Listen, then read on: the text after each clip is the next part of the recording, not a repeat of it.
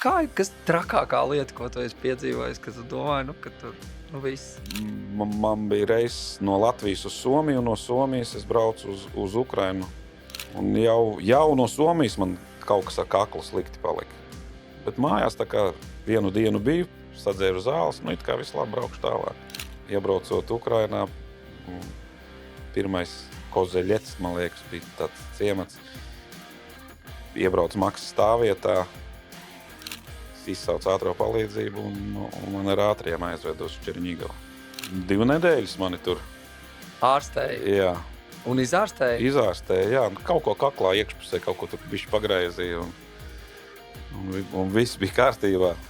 Protams, es biju sazvanījis arī kolēģus savus, kas atbrauc uz stāvvietu, izvāca man mašīnai kabīni, bet bišķi pat raku izvāca ar visiem dokumentiem. Man pēc slimnīca taksometru atbrauc pēc savas mašīnas. Nācās braukt ar vilcēju vispār bez neviena papīra. Neviena, ne tehniskās, neviena dokumenta.